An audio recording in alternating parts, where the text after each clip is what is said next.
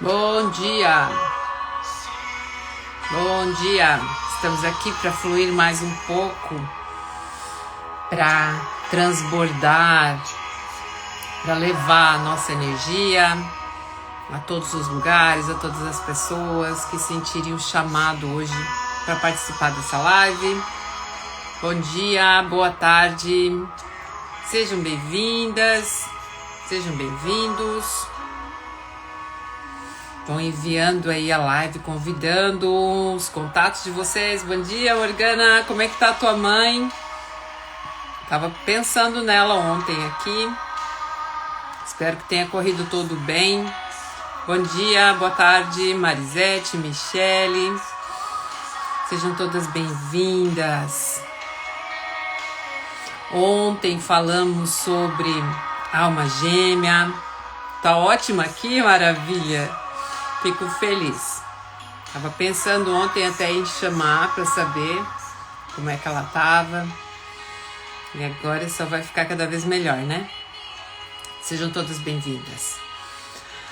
Heloísa, que tempo que a gente não se vê. Carol, vou enviando essa live para mais pessoas.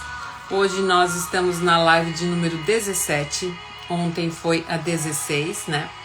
Na verdade, hoje é a 18, porque lembram que eu perdi uma, né, que eu não consegui salvar, então eu resolvi fazer uma a mais. Então serão 112 lives, estamos no propósito, né? Quem aqui começou comigo na primeira live? Me conte. E entendeu qual é o propósito desse trabalho que eu tô fazendo. Ou quem não começou, mas que já assistiu as lives que estão gravadas lá. Tu já assistiu? Me conta aqui. Quem que começou lá no primeiro? A Josi começou no primeiro dia. A Fabiana começou também no primeiro dia. Seja bem-vinda. E tem gente que fez o propósito junto comigo de estar aqui na live os 112 dias. O meu propósito é algo que eu, assistindo depois, amando, maravilha, que bom, que bom. Então, lá no primeiro dia eu expliquei para vocês, né, que eu faria essas 112 lives. A Cris começou desde o primeiro, e o que não consegui ver ao vivo viu o YouTube. Ai, que linda! Tá no segundo, muito bem. E eu falei aqui, né, sobre propósito, assisti todas, quando não consegui ver as 12, vejo no YouTube. Muito bem, obrigada a vocês também pela companhia. Seria bem chato fazer isso sem vocês aqui, eu faria de qualquer maneira. Eu aprendo muito com a espiritualidade, né? E tem uma fase em que o Chico Xavier chegou no centro espírita, onde ele ia trabalhar naquele dia, e ele chegou lá, não tinha ninguém. E não tinha ninguém no centro espírita. E o Chico Xavier sentou lá na mesa, lá na frente, esperando as pessoas para fazer o estudo do Evangelho, e não veio ninguém naquele dia, naquela noite. Então, o Chico Xavier pensou assim, eu vou para casa, né? Tava frio, ele também estava cansado. Lembrem que o Chico Xavier também tinha a rotina dele de trabalho, né? Ele era funcionário público.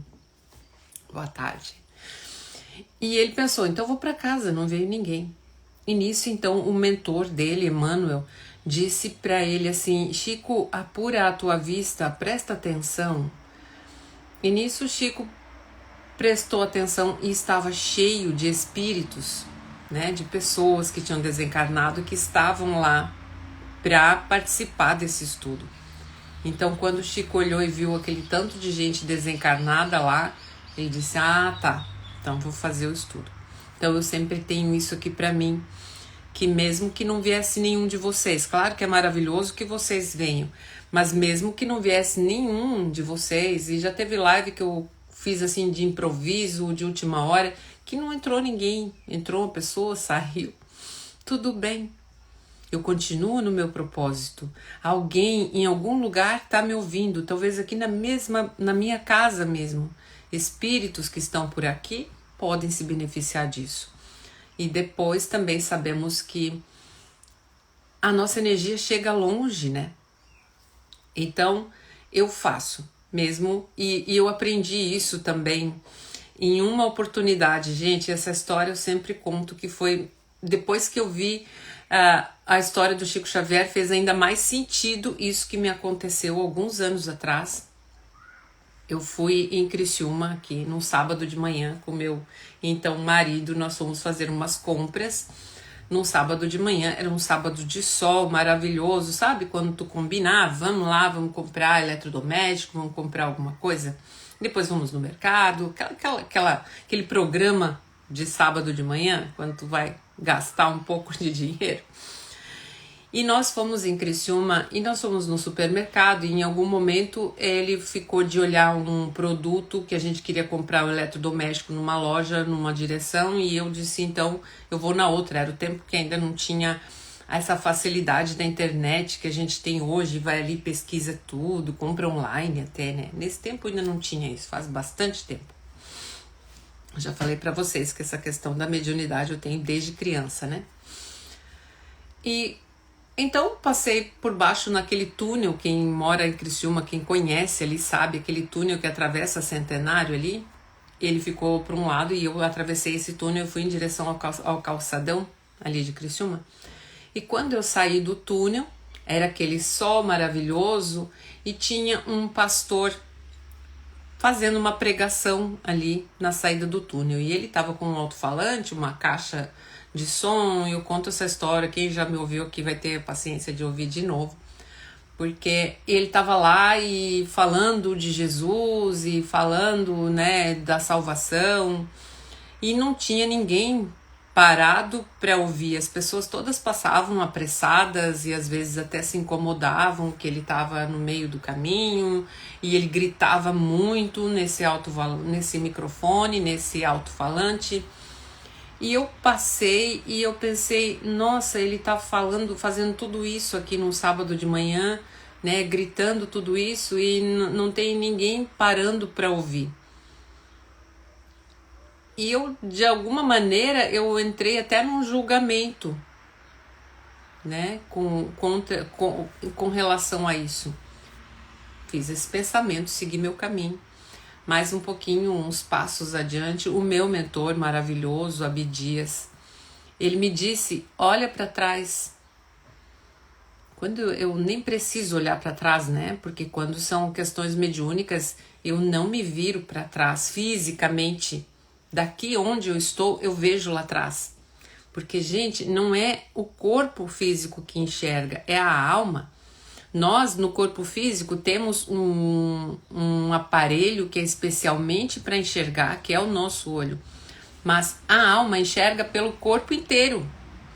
Sente pelo corpo inteiro. Não tem essa restrição física que nós temos. Então, claro que eu não precisei me virar para olhar. Automaticamente eu vi lá atrás. E tinha muitos espíritos. Muitos espíritos que vinham assim, como que se arrastando com sede daquilo que ele estava dizendo, que vinham implorando, por favor, então me ajuda. Parecia aquelas pessoas, sabe, num campo de guerra, quando chega um socorro. Tinha muitas pessoas. E tinha também muitos trabalhadores do plano espiritual conversando com aquelas pessoas, encaminhando, socorrendo. Alguns só queriam a ajuda, mas não deixavam ninguém chegar perto. Foi um panorama que se abriu que eu nunca tinha visto. E eu me senti assustada e chocada com aquela cena. E por isso eu nunca esqueço isso. Acho que faz uns 15, 20 anos. E depois, quando eu vi essa passagem do Chico Xavier, onde acontece isso com ele no Centro Espírita, eu já conhecia isso. Então foi grande ver também isso ali escrito pelo Chico Xavier, porque às vezes é gostoso, né, a gente ter relato de outras pessoas que passam por aquilo que você passa. E quando estamos falando de mediunidade, às vezes você se sente um pouco sozinho nas suas questões. Você não sabe com quem você vai conversar sobre isso, com quem você vai falar das suas percepções, porque pode parecer que é uma loucura, né? Gente, como que eu tô vendo isso? Como que tem esses espíritos todos ali? Claro, eles estavam ouvindo esse pastor que falava alto, não tinha uma pessoa física ali. As pessoas desencarnadas tinham muitas. Então, aquele dia foi um grande aprendizado para mim de que não importa o número de pessoas para quem você fala, importa é o que você diz. Importa é o que você faz. O que você faz, o que você diz, atrai as pessoas que estão alinhadas com aquilo que você está fazendo, com aquilo que você está dizendo, com aquilo que você está sentindo. E esse pastor, ele falava com a alma, né? Ele gritava. E eu era católica naquele tempo, né? Então, a gente na igreja católica ou no espiritismo tem outra maneira, né, de trabalhar, digamos assim, a fé. E então eu aprendi uma grande lição nesse dia e aprendi outras tantas depois no centro espírita em relação a isso, de espíritos que eu vi sendo socorridos pelas mais diversas etnias, as mais diversas religiões. E eu relembro um episódio quando eu trabalhava no Círculo da Luz, ainda em Criciúma, eu participava daquilo que se chama desobsessão coletiva, né? Que era quando as pessoas estavam lá nas quintas-feiras, ainda é assim, eu acho, não frequento mais lá, porque eu abri um centro espírita em Cocal, né? Porque não tinha. E naquele tempo que eu trabalhava na desobsessão, eu me lembro que teve um dia em que eu vi no corredor, eu estava na sala, né, fazendo esse trabalho, onde as pessoas vão lá na palestra, enquanto isso tem os médiuns que se reúnem numa sala lá embaixo, né, e que vão recebendo os espíritos que foram junto, etc. E nesse dia eu vi, tinha freiras que andavam pelo corredor, eram pessoas como se a gente poderia dizer baianas, com aquelas saias grandes rodando pela sala, pelo corredor, era a coisa mais linda. Tinha pessoas vestidas de padre, tinha pessoas vestidas como um pastor, com uma bíbliazinha embaixo do braço, e aquilo foi bem confuso para mim, eu nunca tinha visto tanta gente com tantas denominações diferentes, né? E aí então me vem esse esclarecimento da espiritualidade de que se você professa uma fé religiosa católica, por exemplo, você vai ver um padre, você vai confiar nesse padre. Você vai ver se você é da Umbanda, dessas outras linhas onde se trabalha com os caboclos, etc., você vai se identificar com quem? Com o padre? Não. Se você é um espírita, se você... Então, é necessário que haja essa comunhão, né, de pessoas, porque o nosso objetivo, no final das contas, é o mesmo, né? Que é melhorar, que é crescer, que é nos desenvolvermos. Quem inventou a religião foram os homens, foram as pessoas. A religião separa as pessoas. Deus une.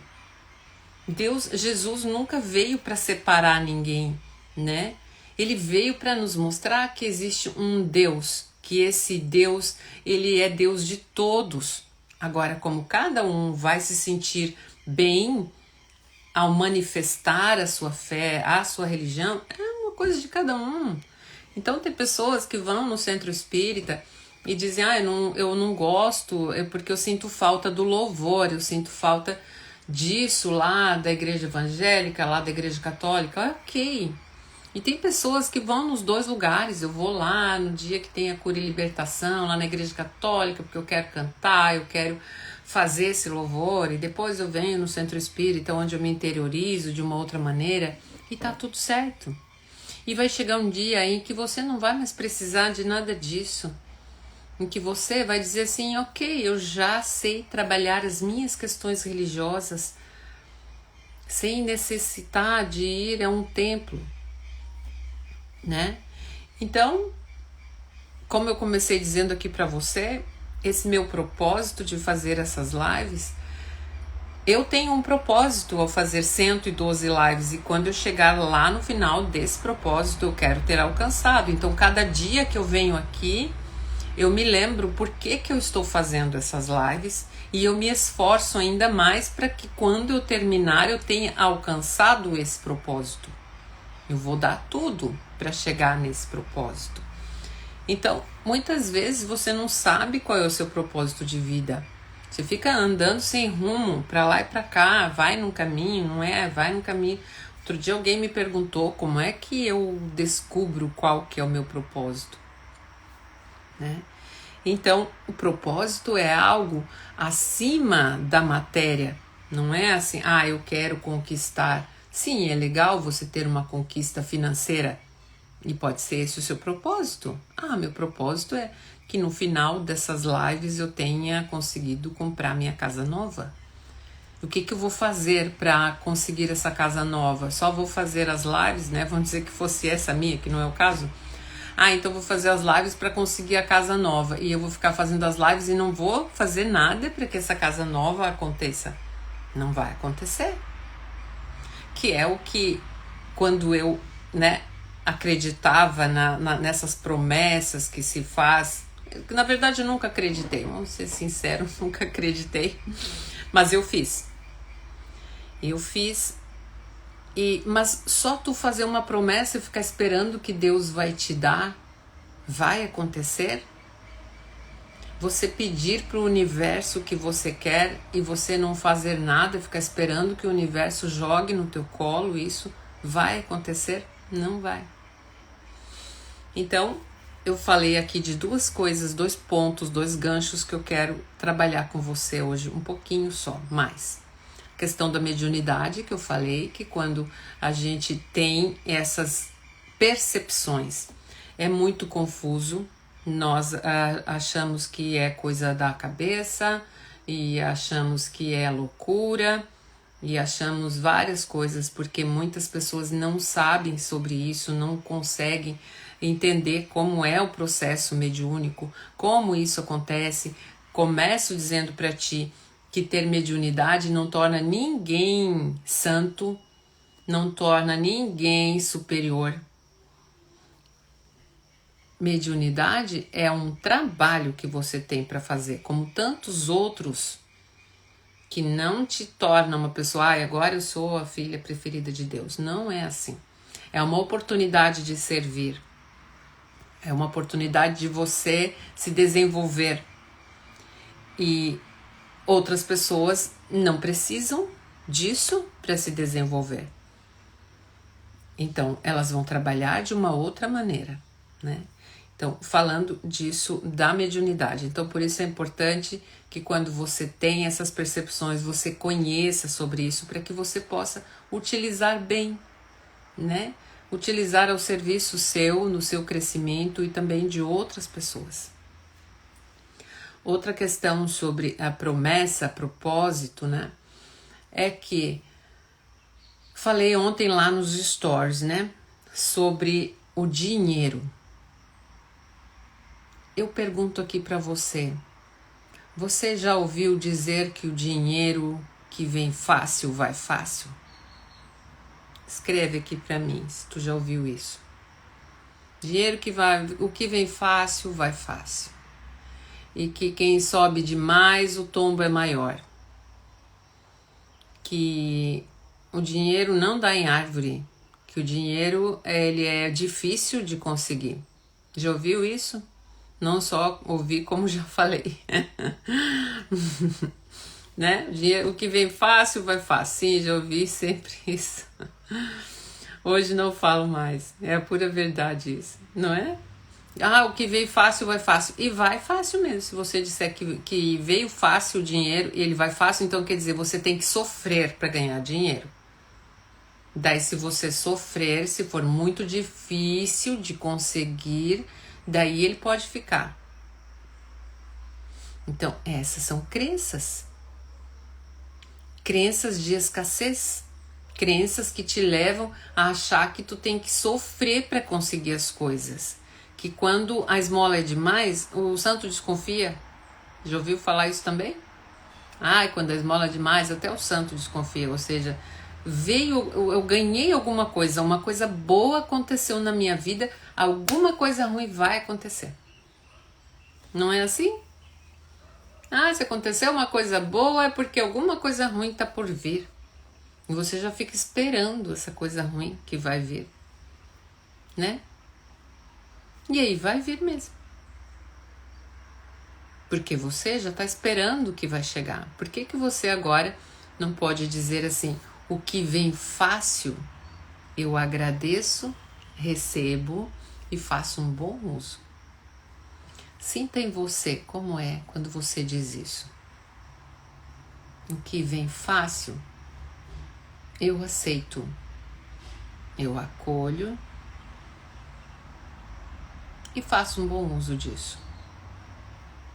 Perceba como é no seu corpo quando você diz isso.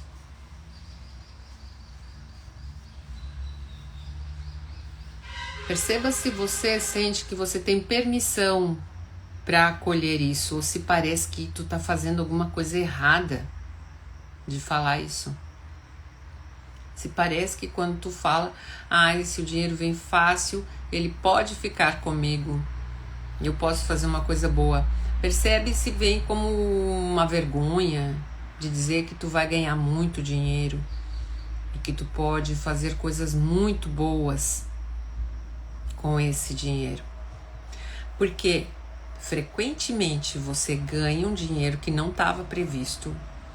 Você fechou um negócio, você recebeu um dinheiro a mais que você não estava esperando, aí o teu carro quebra, daí acontecem coisas lá na tua casa, tu fica doente, e aí tu diz assim, pois é, viu só, recebi aquele dinheiro lá, foi só receber aquele dinheiro que já aconteceu isso, para eu perder.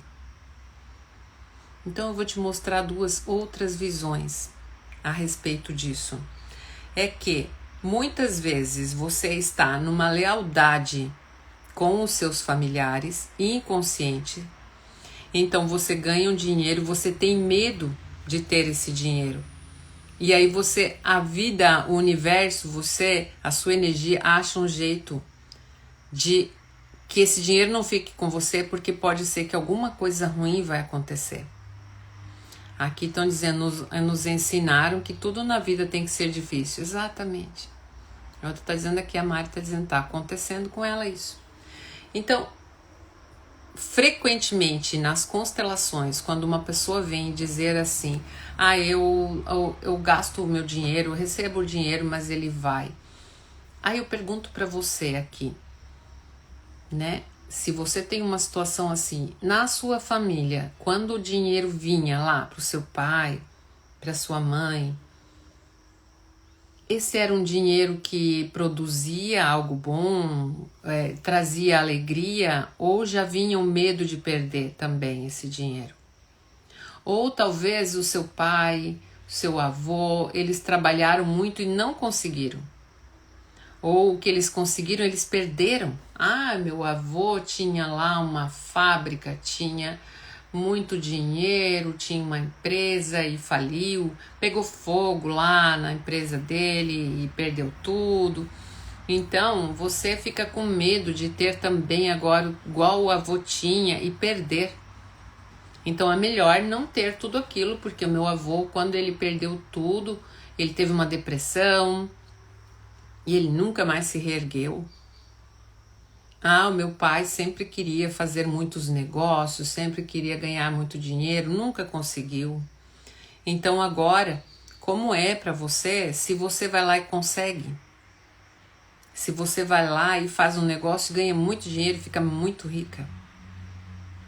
Imagine essa cena, você na frente do seu pai ou do seu avô, que perderam, que não conseguiram alcançar. E você está na frente deles com muito dinheiro, como você se sente?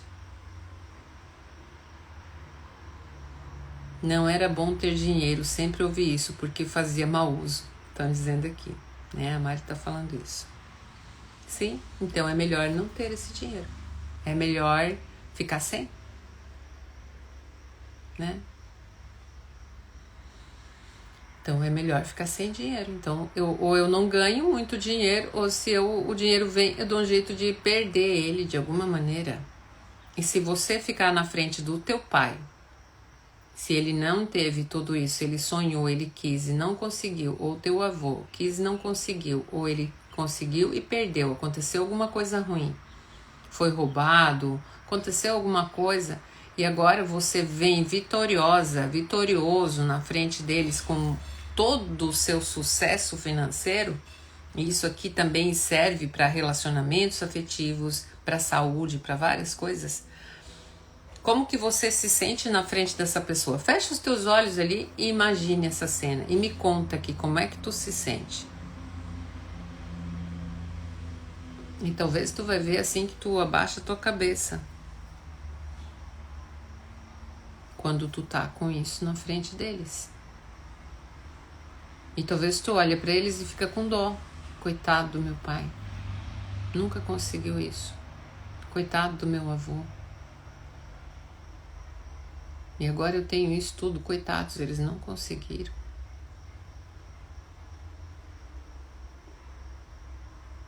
Me conta aqui, como que é pra ti?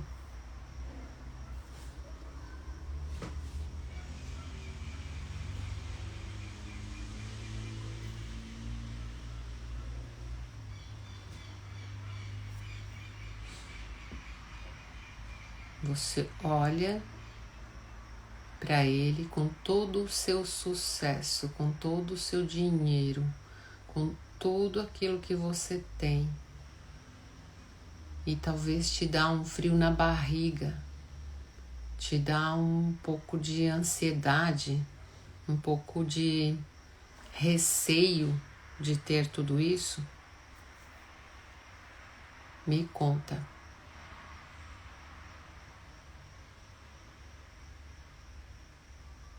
E não é que o seu pai fica triste que você deu certo. Não é o seu avô fica triste, eles ficam felizes que você consiga. Mas é você, é a sua visão disso. É uma visão infantil. Então, é preciso olhar para quem você está sendo leal. Na doença, para quem você está sendo leal. Na infidelidade conjugal, para quem você está sendo leal na falta, né? E que você agora possa ser leal nas coisas boas que te levam para frente, e você pode agradecer aos seus pais, agradecer aos seus avós por aquilo que foi, aquilo que eles passaram e que te ensina a fazer diferente na sua vida, né? Então, muitas vezes você está emaranhada com essas questões e você não consegue sair. Você não consegue sair, você não consegue dar essa volta sozinha. Talvez até tenha vindo agora aqui para você uma consciência. E eu me sinto muito bem, até porque meu pai tinha dinheiro, ele não perdeu, só não soube multiplicar. E como é, Cleci, se tu sabe multiplicar? Se agora tu pega o dinheiro e tu sabe multiplicar, muito melhor do que o teu pai fez. Como que tu olha para ele? Porque se também nós olhamos com arrogância, dizendo, olha só, eu sou melhor do que tu errou nisso aqui, tu não soube fazer aquilo ali, mas eu sei fazer. De alguma forma você não vai conseguir. Porque lá na sua alma, você não, mesmo que você queira fazer, você não consegue ficar maior do que o seu pai. E como uma autopunição, então você também não consegue ter sucesso em outra coisa. Às vezes você consegue ter sucesso financeiro, mas daí você não consegue. Vocês já ouviram aquela frase assim, a sorte no... Como é que é? Sorte no jogo, azar no amor? Azar no jogo, sorte no amor? Já ouviram isso? Eu me casei e adquiri mais do que meus pais. Hoje perdi tudo, mas não era para mim. Hoje me sinto bem e pouco que eu tenho. Olha só, por que tu se sente bem hoje quando tu perdeu tudo? Por que não era para ti? Então ali tu ficou igual aos teus pais. Então eu fico bem quando eu não consigo ter mais do que eles. É disso que eu tô falando. Se sentir bem não quer dizer que esse caminho é o certo, quer dizer que você está com a sua consciência tranquila em relação ao seu sistema familiar. Quer dizer que você encontra o seu lugar. Olha, pai, mãe, né? Olha, eu tô igual a vocês, eu pertenço, eu faço parte desse grupo. Eu também não consegui muita coisa. Porque ter todas essas coisas é como se você perde o seu pertencimento, é como uma falta de lealdade com o grupo. E é inconsciente. Isso não é que você fica pensando e vai lá e faz. Mas de alguma forma você vai perder tudo para poder ficar na boa consciência, que é esse teu sentimento, Mari, de sentir que agora você está melhor sem essas coisas. Como que pode estar melhor sem? Sim, você se sente melhor e as pessoas se sentem melhor, porque elas estão em paz. É como se, eu tô em paz, agora eu perdi tudo, ou eu perdi muita coisa, mas eu tô em paz. É a boa consciência. Quando eu tô em paz, eu tô com a minha boa consciência. Eu me sinto relaxada, eu me sinto tranquila junto com o meu grupo familiar, porque eu não preciso me sentir com a má consciência. Então, muitas e muitas vezes, você deixa de receber o dinheiro, você deixa de ter uma vida próspera no sentido financeiro ou em outros, até mesmo na saúde, para se sentir assim, para se sentir bem, que assim você está bem, assim você está mais relaxada, né? Jamais sinto orgulho do meu pai porque o que ele tinha vendeu e colocou no banco e guardado. E eu me sinto menor que meu pai. Estou tentando progredir. É isso aí. Nós sempre somos menores, né? Sempre. Não importa o que o seu pai tenha feito, não importa o que a sua mãe tenha feito. Os filhos são sempre menores. Mas tem pais que se comportam como se fossem menores do que os filhos. Como se eles têm um sentimento de vítima. Então é preciso que você tenha muito cuidado com vítimas. Eu tenho muito cuidado com vítimas. Quando eu percebo uma vítima, eu já dou um passo para trás. Vem uma pessoa vítima para mim, eu dou um passo para o lado, assim, tipo, eu não vou entrar nisso. Porque a vítima, ela quer o quê? Um salvador. Não é assim? E esse salvador, no futuro, vai se tornar um agressor dessa vítima. Toda vítima. Anota isso aí, gente. Anota isso, porque isso é importantíssimo. Na família eu rompi as barreiras da pobreza e de formação. Sou muito grato. Recebo, aceito, agradeço sempre. Sinto inveja e afastamento de alguns familiares. Sim, alguns familiares ficam assim porque você saiu fora do seu sistema. É como uma traição, né? É como, tu saiu fora, o nosso grupo é assim, agora tu não tá seguindo o que o nosso grupo sempre foi, né? A ovelha negra da família. Vocês pegaram isso da vítima? Você é uma vítima ou você é um salvador, uma salvadora? Que quando vê uma situação você já quer ir lá salvar, você não consegue dizer não para as pessoas, você não consegue, não tá socorrendo. Aí você é salvadora. Todo salvador vai se tornar agressor diante da vítima, que é aquela pessoa que você foi lá, né? Tem uma vítima, você vai lá, ajuda, dá de tudo, faz de tudo para essa pessoa, e daqui a pouco essa pessoa te trata com ingratidão, fala mal de ti, reclama de alguma coisa que tu fez, que seja mínimo, de um não que você não quis, que você deu para essa pessoa, de uma recusa sua, as duas eu acho. Sim, a gente pode sim se tornar um salvador para ser uma vítima.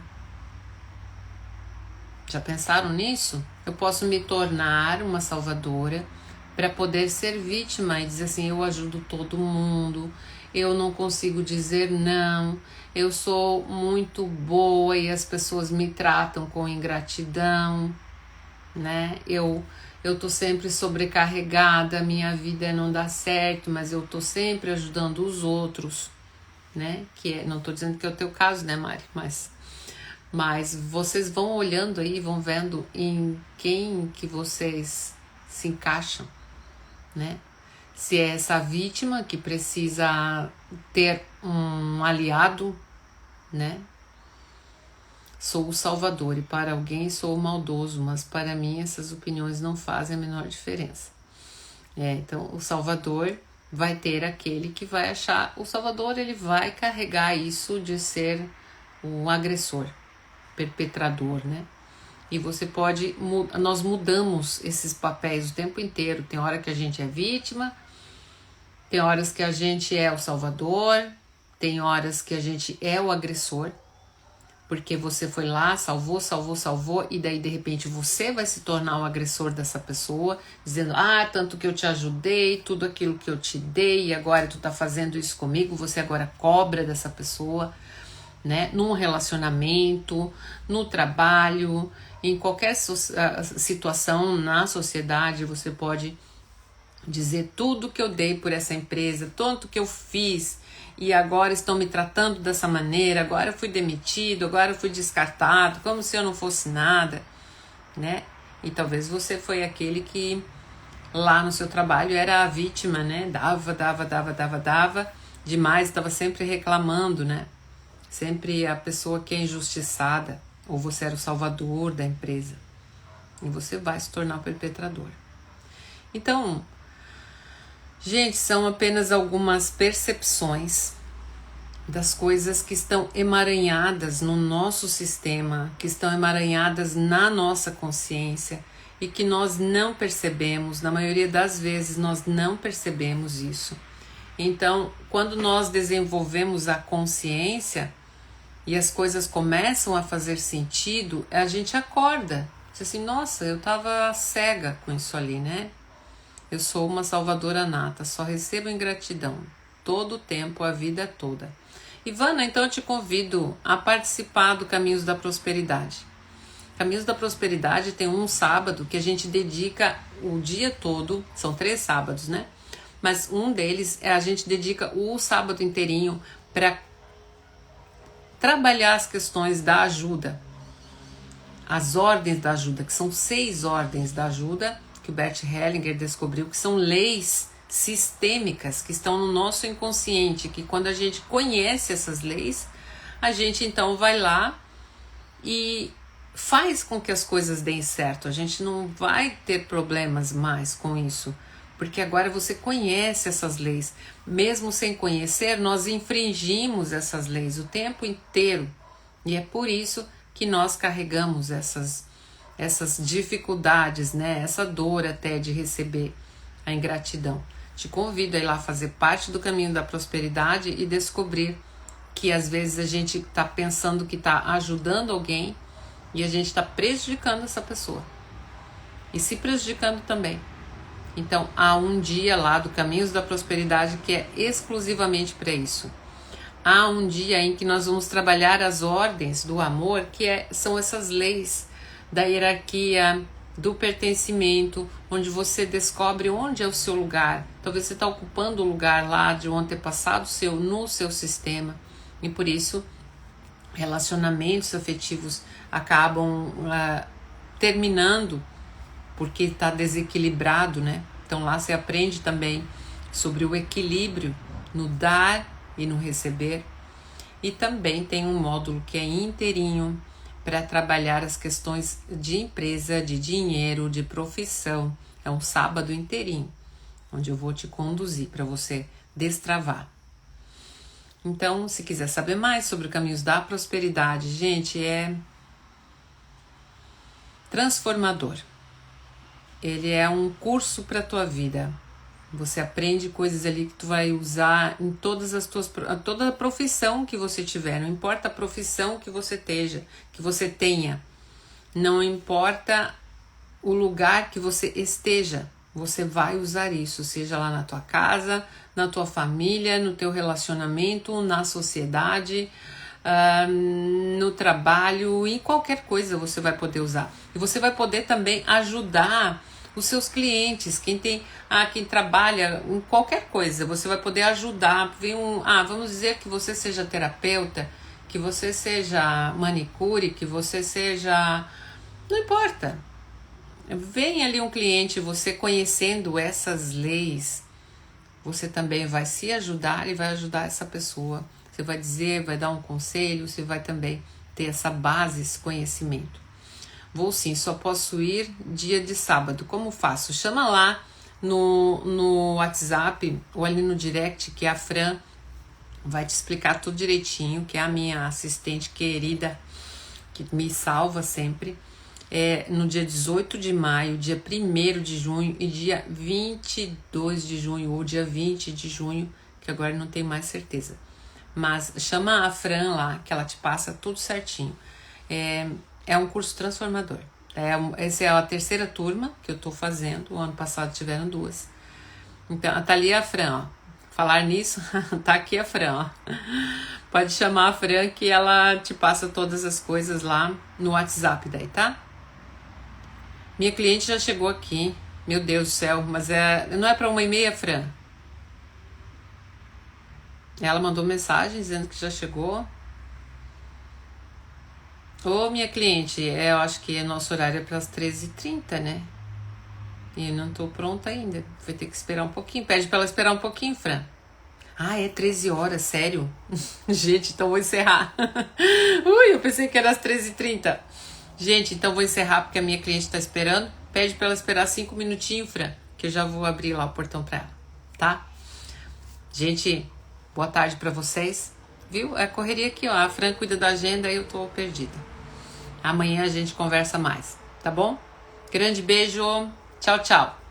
Hoje vamos sair na corrida.